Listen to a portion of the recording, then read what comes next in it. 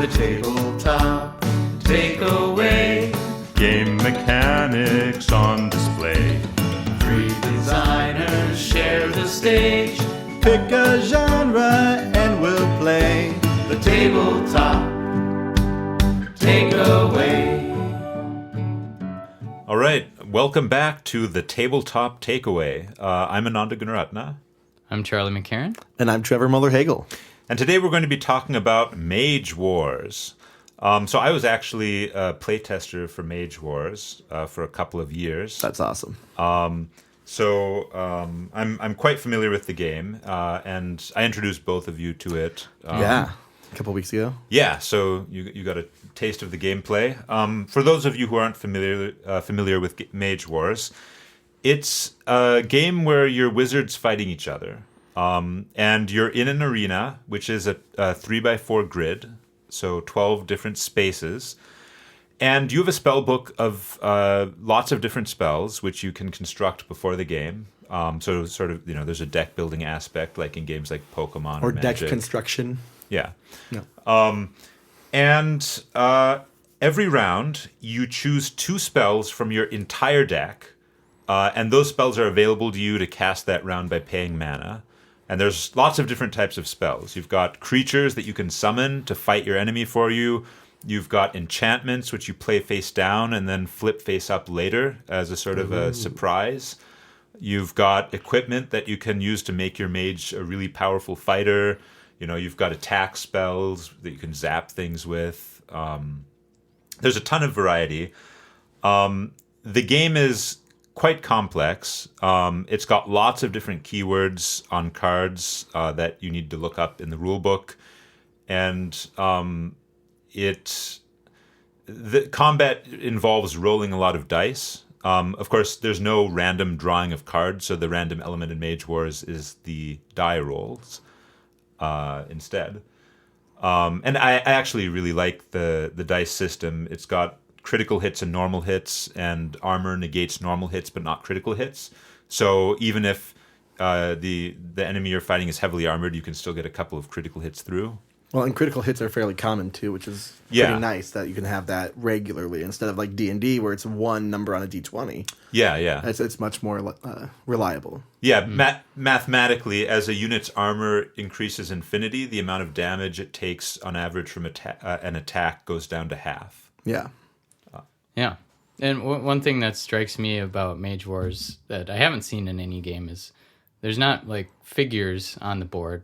Everything is cards. Yes. Pretty much. Yeah. There's some tokens, but so it needs a big board. It's like a large board. 2 foot by 3 foot, something like that. Yeah. That's pretty big. 24 by 36, somewhere in that range. Yeah. And is it 12 grid spaces? Yes. Total? Yep. 3x4. And within that, you can fit a bunch of cards in one 12 by, or one zone. Space. 12 Yeah. zones. It calls them zones. Yeah. And I think this is actually part of the brilliant part of it, because the nice thing about having cards is, of course, cards, they're easy to store. They're flat. Yeah, they're flat. Unlike miniatures, you don't have to keep looking back and forth between the miniature and the rules for the miniature. Mm-hmm. The card is the object, and it has all the rules for the object on it, so you can just look at the card. But the reason it works so well in Mage Wars, in contrast to, I think Summoner Wars also uses cards as minis. Yeah, either that or tiles. I can't quite remember. Yeah, but Mage Wars doesn't have... So often, we talked about chess last time, and in chess, each unit takes up 1 tile. But Mage Wars has this concept of zones, and you can have basically as many units as you like in one zone. And units can move between zones. Ranged attacks shoot like some number of zones away, and melee attacks have to be against things in the same zone. And it creates this great middle ground between a game like, say, Magic, where there's no concept of space at all, really. Very abstract. And a game like chess, where space is very... literal. Yeah, it's broken up into lots of little pieces, and each thing occupies one space. And this middle ground is great because you still have some tactical movement. Like, things are far apart, so you need to get closer. You can build walls to keep enemies away from you. You can push things around, and yet, because you don't have individual spaces, there's enough space that moving cards around isn't that hard. You can put a bunch of cards in one place, and it's not too hard to move them from zone to zone.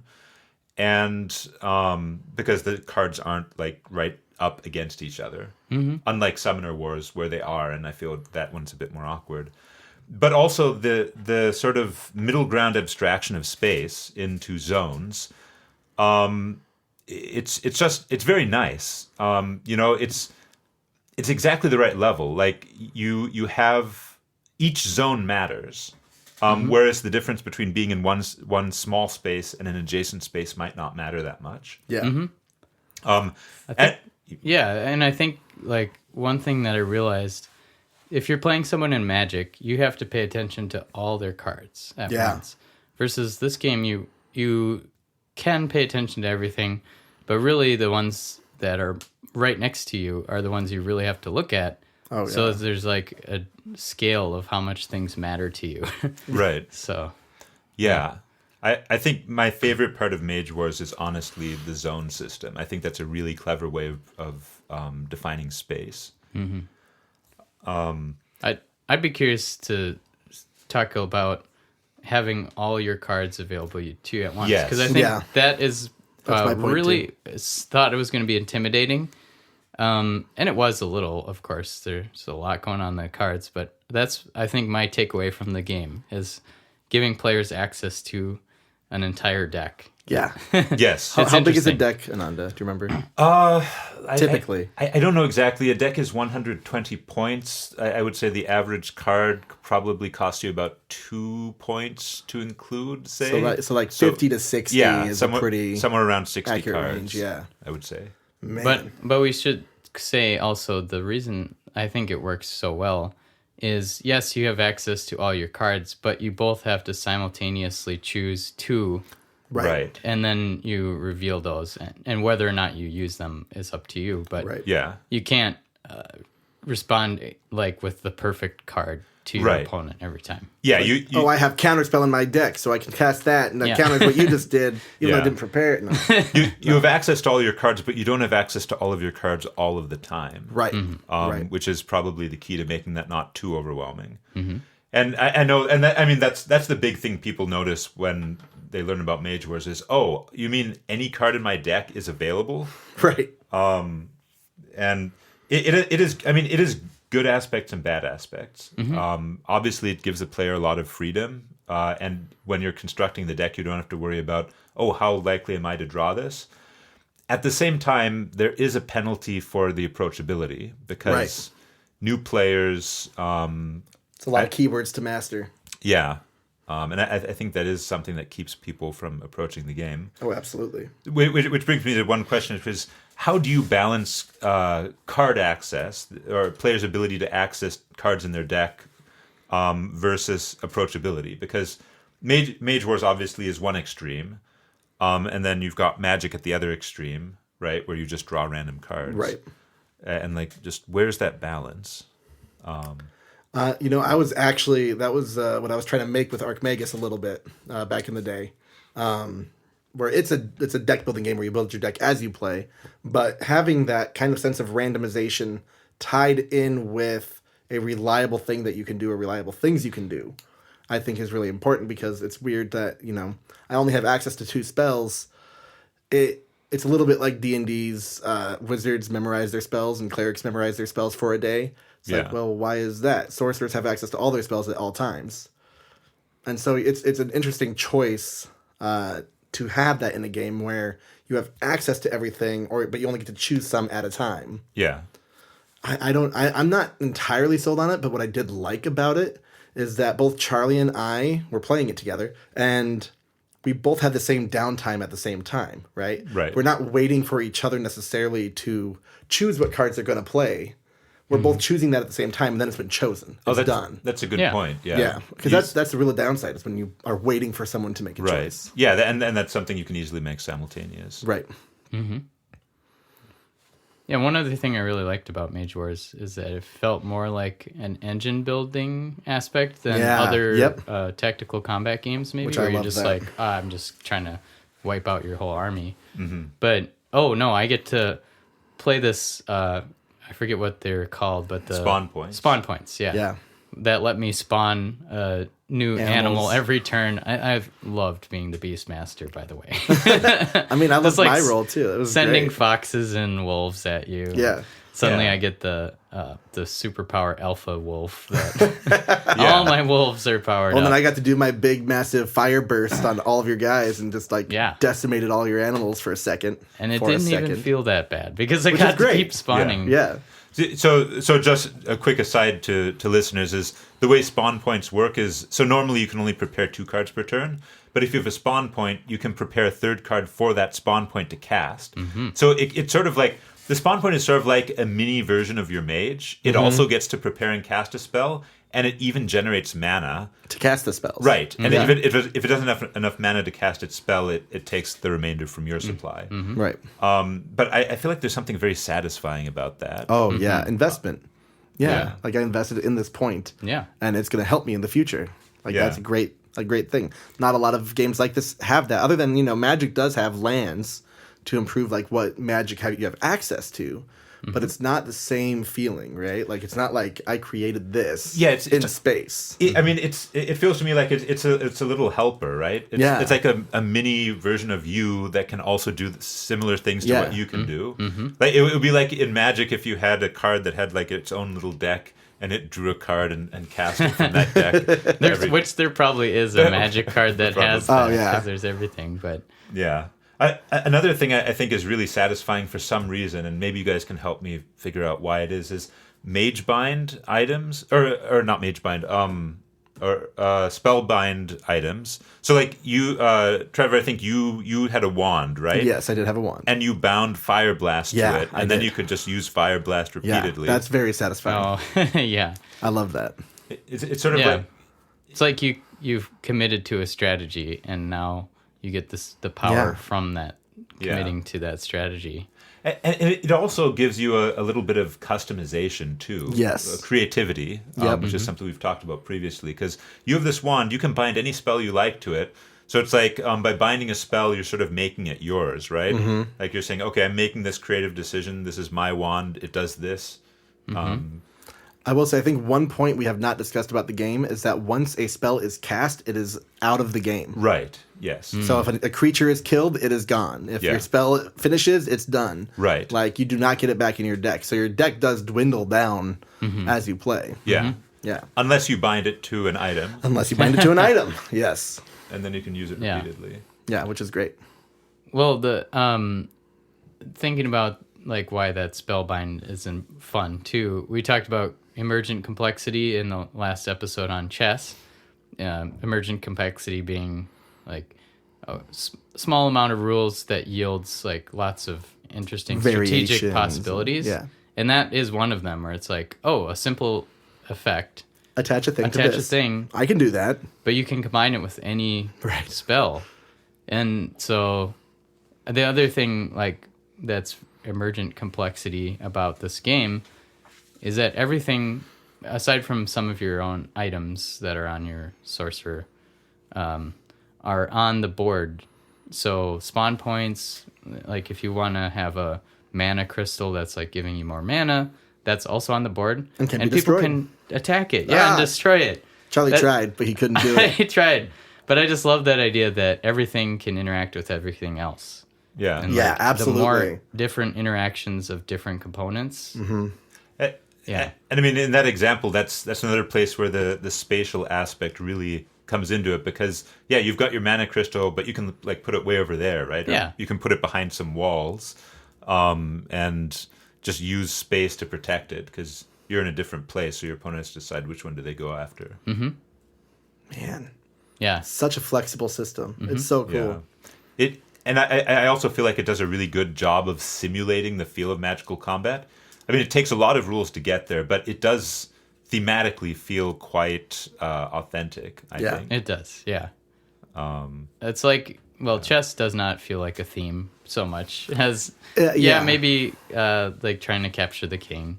But then if you took like chess, expanded it out with lots of unique powers that you can, I don't know. Right. Yeah.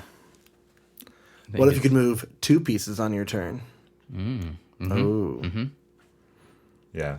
I mean, for me, I think my main takeaway from Mage Wars is, and probably always will be, the zones. And just that great middle ground between no space and very highly defined space. Like, it doesn't always have to be one or the other. You can do something in between. I'm honestly going to try and use this in a couple of my games just to see if it fits, because like I've been struggling with a lot of my either tactic or similar like RPG games where I'm like, well, is it just a narrative experience? Yeah. Is it just a literal, you have a piece on the board and you move it? But like these zones really like kind of open my mind to like, oh man, that's really cool and interesting. And Yeah. you just like, yeah. Yeah, so cool. space only needs to be as precisely defined in your game as is necessary to be interesting. It doesn't. You don't have to go all the way down to individual spaces. So there is a video game that's fairly new-ish. It's like a year old, I think. Marvel's Midnight Suns, which actually does an interesting spatial mechanic where you can almost access the entire space you're fighting in at any time with your characters. But they do have to move to get there, and if they like go by an enemy, they'll get attacked. Things like that. There's environmental hazards and things that they can throw and move. But yeah, it really doesn't abstractify the space. It makes it very literal, but also you have access to all of it fairly easily. Like takes maybe 2 turns to get to the other side of the board. There are just consequences for doing so. Exactly. Which like it's really interesting to have that limitation, because I think a lot of people were upset about that because it wasn't the literal movement of like a chess version or, Gloomhaven, where it is that, you move a space, this character's fast, so they move 3 spaces, like it's more abstract, which I think actually fit it really well because it's a cinematic experience then. That's cool. More. Yeah. I always tried to, when my students were designing games, I was always trying to get them to think, does the movement have to matter? Like, Right. a lot of them especially would do roll and moves, which is Yes. even worse. But yeah, like different amounts of movement for different characters. Like maybe there's a different way you could do that in your game. Like, and also, does it have to be on a grid? Can there be something else? There's a lot to be said for everything moving the same amount, which is mostly the case in Mage Wars. The units don't have different numbers of zones. It's just everything can move one zone and then take an action. And But some can move multiple zones. right. And then Yes. attack. Yes, and actually, Wolves. and there are also some like zombies, for example, that if they move a zone, they can't take an action. Because they're slow. Right. Yeah. So like, yeah, it really feels that, what did you say, Watsonian rules? Doyelist versus Watsonian. Yeah. It's like, oh yeah, it makes sense because the zombies are slow. Yeah. Yeah. Well, now that you brought it up, you have to explain this theory. Oh, 'Cause I'm sorry, I think- brought it okay, up. I brought it well, up. I think it's fun. Yeah, it's you fun. should say it. This is mostly when you're talking about like writing narratives, but it also applies to games. Just Watsonian versus Doyelist explanations. So, like in Sherlock Holmes, right? You've got Sir Arthur Conan Doyle, the author, and then you've got Watson, who's the narrator. So a Watsonian explanation is like the in-universe explanation for why something is the case. And then the Doyelist explanation is the explanation from outside the universe, from the perspective of the author, why it's the case. So, I mean, I guess slow zombies. I don't know whether there's. I don't know whether zombies are OP if they're fast in Mage Wars. I mean, there's actually a spell that makes them fast and gives them bloodthirst. Of course. Of course. Actually, it's I think it's like Zombie Frenzy. It's pretty fun. But I mean, but sometimes. Sometimes, you know, there's the explanation in universe and the explanation out of universe, like Right. the actual reason why it was made. The that designer way. reason, yeah. Yeah. Yeah. Like maybe chess would be, castling could be an example. Maybe there's like, oh yeah, you're making a castle with your piece where the king moves and Goes the and pawns, hides in the castle. and the rook switches with the king. Yeah. But realistically, it's like, oh no, it's just annoying to get rooks out. So we needed a thing Right. that let you get your rook out of the Yeah. Yeah. end of the board. And Let protect you- your Yeah. king a little more. Yeah. It's the thematic explanation versus the actual design reasons behind Right. things. Cool. So I did have a quick question Yeah. about this. So Mage Wars does do a good job of you making your choices simultaneously at the beginning. Is there a way that you can make a game like this where almost the entire experience is more simultaneous? It's hard. Yeah. I mean, I've worked a lot with simultaneous gameplay Sure. because I try to make my games short. Yeah. And simultaneous choices are a great way to do that. But the more simultaneous things are, the less interaction there is. Right, exactly. And in a tactical combat game, people are going to expect a lot of interaction. Oh, yeah. And I think, Mage Wars does a great job because some of the parts that might be the most AP prone are simultaneous. Oh. I thought that was a great point that was made earlier about how you do the heavy lifting to pick the cards from all of the cards in your deck. Right. But then during the part where you're interacting with each other, you only have those 2 cards to choose from. Sure. I think that's a great way to do it. Yeah. Awesome. I've been thinking about simultaneous play a lot too, because I think there's a trend towards more of that. Yeah, I've or been at least noticing that. I like the game Earth, for example, where one person picks what the action is and then everyone else does that at the same time. Oh, yeah. And we've talked about this with your Gears game a little Yeah, too. Sprocket Forge. Yes. Ooh, is that the new name? That's the new name. Oh. So coming soon. Yes, Sprocket 2024. Yeah. And there is like definitely benefits to that in a game that's puzzly and you have your own space that you're working with. But at the same time, there's something kind of more special about like, I'm taking my turn. Everyone gets to watch me do my thing. Yeah. And learn from it or like... gather information from it. Yeah, gather information or just like, wow, that was a good move. Yeah. Or even take a moment to not have to think. Because you get fatigued. I mean that's a great point, and I think that is one of the major weaknesses of simultaneous play, which is you don't get to show off your cleverness to everyone. Oh, yeah. Yeah. Which is actually, you know what, I already had a takeaway, but I think this might be even a better takeaway for me is just for simultaneous choices. Yeah, the way that Mage Wars does it. Do all the heavy lifting simultaneously and then let people show off Yeah, what they've I done. like it. And the other advantage of simultaneous play is like the big reveal. Yeah, So right. like in a programming game, for example, like River Dragons, I love that game, where you're revealing like, oh, this is what my move is on turn 1. This is what my move is on turn 2 and 3. And everyone's chosen it. You can't really change so Right. much about it, but it's in a lighter game. It works well like that too. So Yeah. yeah. Awesome. I didn't actually say my takeaway, I don't think officially. Yeah, let's hear it. But honestly, I've played a lot of RPGs from, Dungeons and Dragons to Descent to, Gloomhaven. And tracking conditions and things like that is the most annoying thing to do. And Mage Wars does it so well because it's a card. And you can put a token on the card and then it stays on the card as it moves. Yeah. Like, it's so simple, yet like, man, that solved it. And then they get, an upgrade or, some kind of enchantment, and it's on the card now. It's that card travels with it. And it's just there. It's like, oh yeah, they have that. I don't have to remember it. It's not like off to the side somewhere. That's nice. Brilliant. I'm definitely going to use that. Cool. Well, with that, I think that's our episode. Yeah. And Next time. Oh, that's me. Gloomhaven, Jaws of the Lion. sweet. We'll talk to you then. Dun, dun, dun. Hey, thanks for listening to The Tabletop Takeaway. This podcast is made possible by listeners like you. So please tell your friends and visit our website at thetabletoptakeaway.com, where you can suggest games and mechanics for us to cover next on the show.